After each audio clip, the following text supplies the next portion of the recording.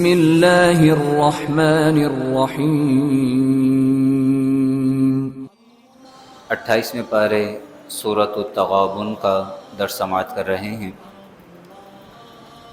آج ہمارے درس کا آغاز سورہ تغابن کے دوسرے رکوع آیت نمبر 11 سے ہے۔ اللہ رب العالمین ارشاد فرماتا ہے: ما اصاب من مصیبت، جو بھی مصیبت پہنچتی ہے، الا باذن اللہ، وہ اللہ کے حکم ہی سے پہنچتی ہے۔ ما اصاب من مصیبت الا باذن اللہ، ہر مصیبت اللہ کے حکم ہی سے پہنچتی ہے۔ وَمَن يُؤْمِن بِاللَّهِ، اور جو اللہ پر ایمان لائے، یہدی قلبہ، اللہ اس کے دل کو راہ دکھائے گا۔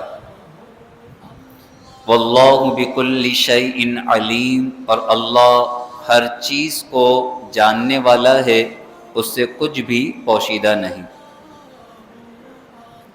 اس آیت کریمہ میں یہ درس دیا گیا ہے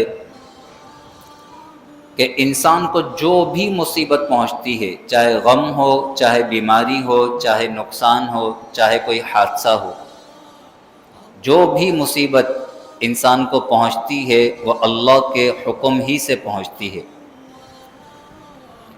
اور جو انسان بھی اللہ کے فیصلے پر راضی رہتا ہے، اللہ پر ایمان رکھتا ہے، تو پھر اللہ تبارک و تعالی اس کے دل کو راہ دیتا ہے، یعنی اسے صبر اور شکر کی دولت عطا فرماتا ہے۔ وہ اللہ کے فیصلوں پر اعتراض نہیں کرتا۔ کون؟ جو اللہ پر ایمان رکھے، اور اللہ ہر چیز کو جانتا ہے۔ اس آیت کریمہ میں یہ بیان کیا گیا کہ حقیقت تو یہ ہے کہ اللہ کے حکم کے بغیر کسی کو کوئی بھی مصیبت نہیں پہنچ سکتی۔ باقی رہا یہ کہ انسان کو جو مصیبتیں پہنچتی ہیں اس کا سبب کیا ہے، تو اسباب کئی ہیں۔ مصیبت پہنچنے کے اسباب کئی ہیں، لیکن مصیبت پہنچتی کس کے حکم سے ہے؟ اللہ کے حکم سے۔ مصیبت پہنچنے کے اسباب میں سے ایک سبب اللہ رب العالمین نے 25ویں پارے سورہ شورى کی آیت نمبر 30 میں بیان فرمایا۔ ارشاد فرمایا: وَمَا أَصَابَكُم مِّن مُّصِيبَةٍ، تمہیں جو بھی مصیبت پہنچتی ہے، فَبِمَا كَسَبَتْ أَيْدِيكُمْ، یہ تمہارے اپنے ہاتھوں کی کمائی ہوتی ہے، یعنی تمہارے گناہوں کی وجہ سے، نافرمانیوں کی وجہ سے۔ وَيَعْفُو عَن كَثِيرٍ، اور بہت کچھ تو اللہ معاف فرما دیتا ہے، یعنی ہر گناہ پر اگر وہ پکڑ کرے تو پھر تو کوئی زمین پر باقی ہی نہ بچے۔ بہت ساری چیزیں تو اللہ معاف فرما دیتا ہے۔ اور انسان کو جو بھی مصیبت پہنچتی ہے، عام انسانوں کو، تو اس میں بڑا عمل دخل ان کی نافرمانی ہوتی ہے، گناہ ہوتے ہیں۔ باقی وہ مصیبت آتی کس کے حکم سے ہے؟ اللہ کے حکم سے۔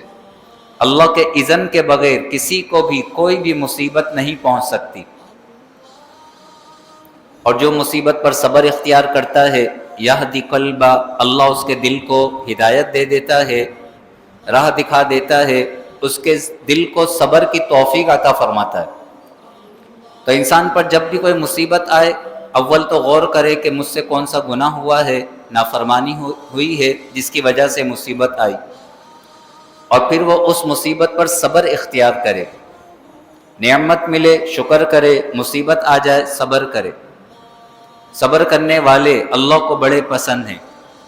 صبر خود ایک نعمت ہے، صبر بلکہ بہت بڑی نعمت ہے صبر، اور صبر اسی کو نصیب ہوگا جس پر مصیبتیں آئیں۔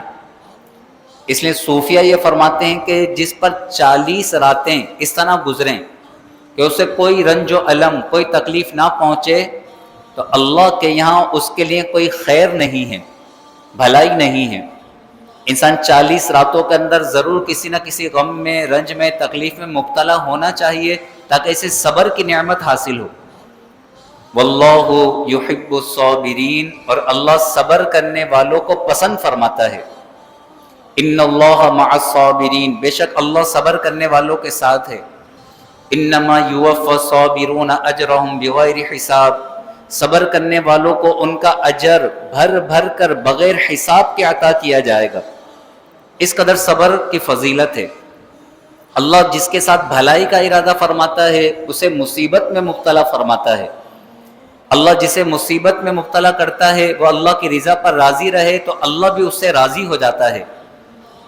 اور ایک حدیث قدسی اللہ فرماتا ہے جو میرے فیصلے پر راضی نہیں ہے اور میری نعمتوں پر شاکر نہیں ہے، نہ وہ میرے فیصلوں پر راضی ہے نہ میری نعمتوں پر شاکر ہے، تو اسے چاہیے کہ میرے سوا کسی اور رب کو تلاش کرے، میرے سوا کسی اور کو اپنا رب بنائے جو اللہ کے فیصلوں پر راضی نہ ہو۔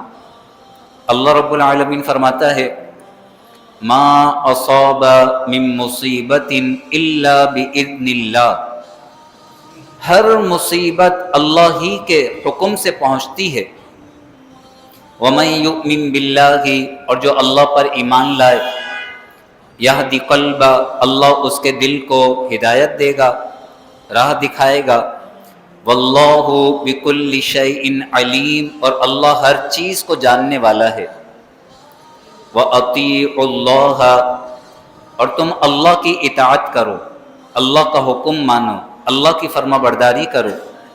وَأَطِیعُوا الرَّسُولَ، اور رسول کی اطاعت و فرما برداری کرو۔ فَإِن تَوَلَّیْتُمْ، پھر اگر تم منہ پھیرو، اللہ اس کے رسول کی اطاعت و فرما برداری نہ کرو، منہ پھیر لو، فَإِنَّمَا عَلَى رَسُولِنَا الْبَلَاغُ الْمُبِينُ، تو ہمارے رسول کے ذمے تو صرف واضح پہنچا دینا ہے۔ ہمارے جو احکامات ہیں ہمارے رسول کے ذمے انہیں واضح پہنچا دینا ہے، بلاغ المبین، واضح پہنچا دینا، زبردستی کرنا نہیں ہے۔ اور حضور علیہ الصلوۃ والسلام نے قرآن، اللہ کے احکامات ہم تک پہنچا دیے۔ فَإِنَّمَا عَلَى رَسُولِنَا الْبَلَاغُ الْمُبِينُ، تو ہمارے رسول کے ذمے تو واضح پہنچا دینا ہے۔ اللہ لا الہ الا ہو، اللہ کے سوا کوئی معبود نہیں۔ وَعَلَى اللَّهِ فَلْيَتَوَكَّلِ الْمُؤْمِنُونَ، اور ایمان والوں کو چاہیے کہ وہ اللہ ہی پر بھروسہ کریں، اللہ ہی پر توکل کریں، اللہ ہی پر اعتماد کریں۔ جب ایک مسلمان اللہ کی ذات پر اعتماد اور توکل کرتا ہے تو پھر اللہ تبارک و تعالی اسے مخلوق کی محتاجی سے محفوظ کر دیتا ہے۔ اللہ تبارک و تعالی ہمیں اعتماد و توکل کی نعمت سے مالا مال فرمائے، آمین۔ وآخر دعوانا ان الحمد للہ رب العالمین، وصلی اللہ تعالی علی خیر خلقہ ونور عرشہ سیدنا و مولانا محمد وعلی آلہ واصحابہ اجمعین، آمین برحمتک یا ارحم الراحمین۔